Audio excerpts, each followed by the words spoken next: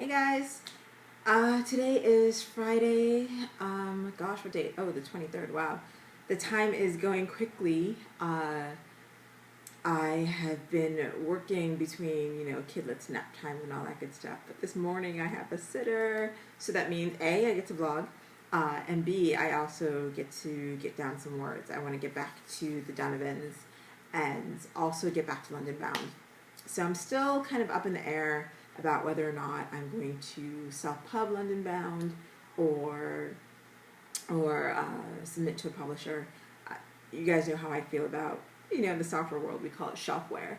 I don't want to have a book that's edited and ready to go, and it's just sitting there waiting for powers that be to say yes, we stamp your stamp of approval. But it's an opportunity to get some new readers, so I'm kind of still tossing it up. I'd love to hear some feedback.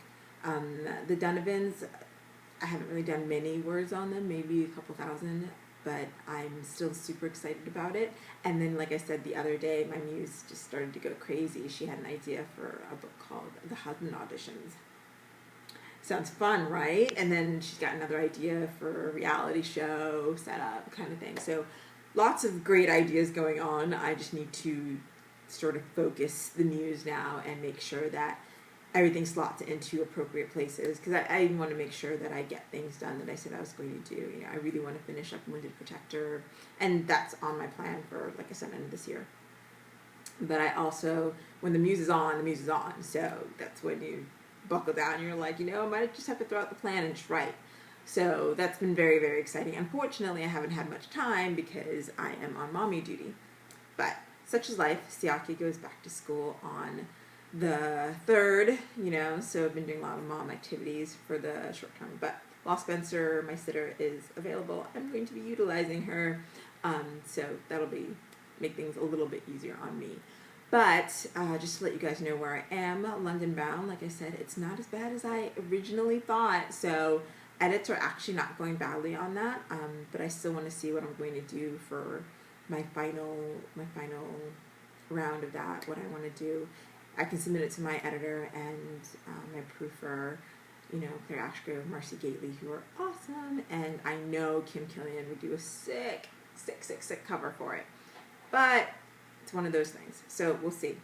Other news, today I put up the audio for my City FM interview while I was in Ghana, so if you go to nanamalone.com and you click on the press link, you will find it there. I will also post it in Facebook and Twitter as well, so that you guys can have full access and find it. And I'll also tag it onto the end of my blog. So lots of ways for you to get access to this audio. But it was really, really fun, and I thank the guys at City FM and Ghana Writers Project again for allowing me to do that. And it was such fun, and I can't even begin to tell you how wonderful they were to me, considering it was my first time, and they had no idea who I was. But that's how it goes.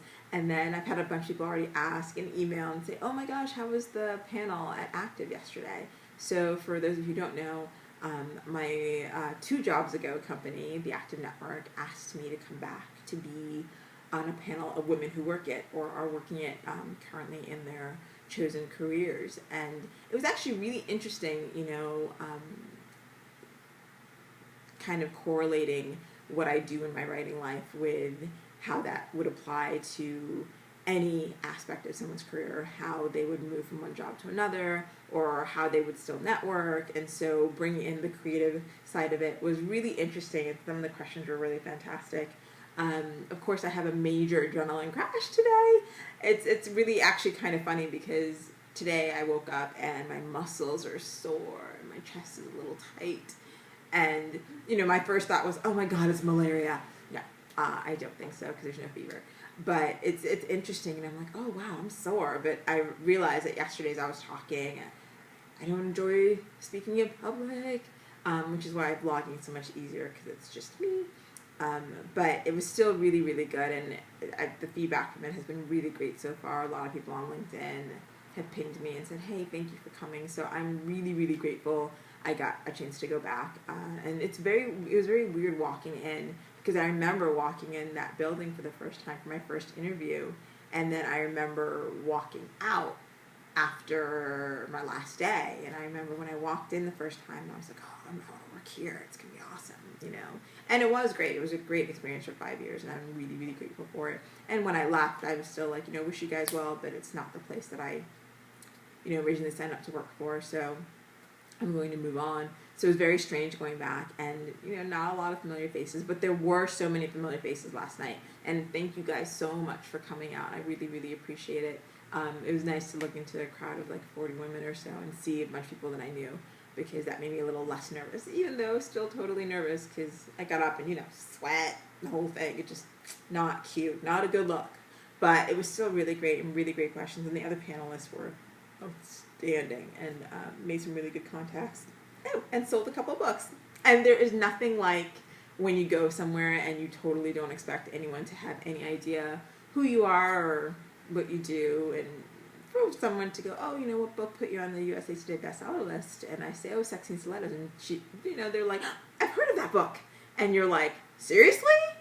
Really? Awesome. So fantastic, that feeling as a writer. I mean, for those who, you know, are much further along in their careers, I'm sure that happens all the time. But, you know, for me, I'm still relatively new, and I'm such a baby in the industry and a complete mid-list author. Total mid-list. So to have someone be like, oh my God, I know your work.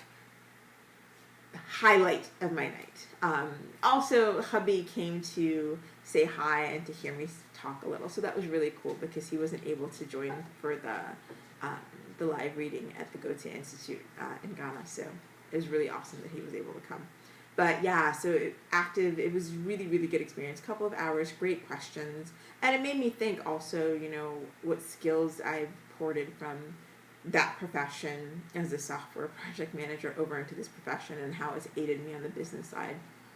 So that was really exciting to actually take a good look at myself and really look at the skills that are an inherent part of me and how I apply that across, in addition to being creative and wanting to, you know, write these stories, or rather these stories wanting me to write them, because that's how it is most of the time. Most of the time I'm sitting somewhere minding my business or in the shower, you know, washing the hair or something, and I get this great idea and I literally have to jump out to go write it on the notepad.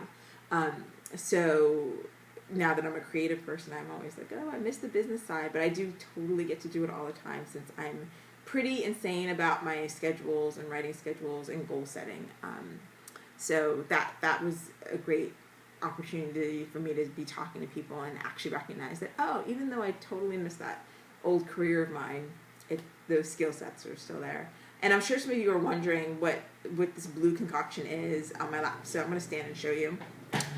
Apparently, my friend Trisha was telling me, Trisha Mensa, awesome, that petticoats are in London.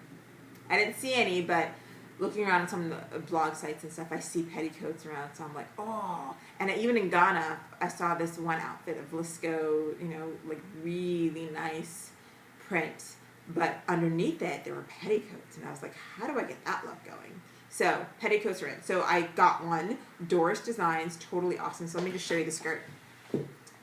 Isn't that fabulousness? I love it. Love it, love it, love it. And for those of you who are like, how am I going to wear that?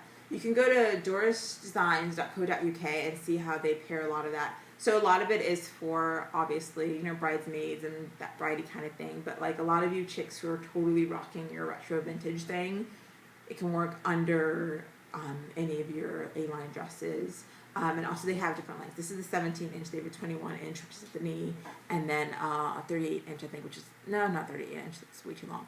I think it's 27 inch that goes down, you know, to about a T length. Really lovely.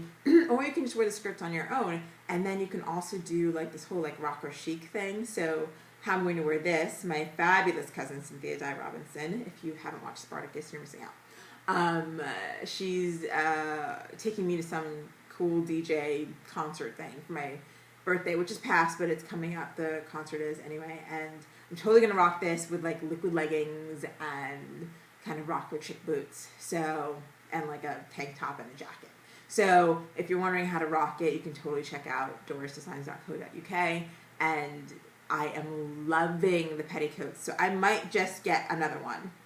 You know, just because I feel like it. But I was trying it on and trying to figure out how in the world to wear this thing, and I finally got it handled. So, petticoats. So that's it for now. As I sign off, I'm about to go drop 1,000 words on the Donovans. Excited to finally, get to the meat of the story, and it's hard to do in like 500 word chunks. So I have a little bit of time before I must go do the mommy thing again. So I'm going to go do that. But if I don't vlog this weekend, have a good weekend. I will see you guys next week.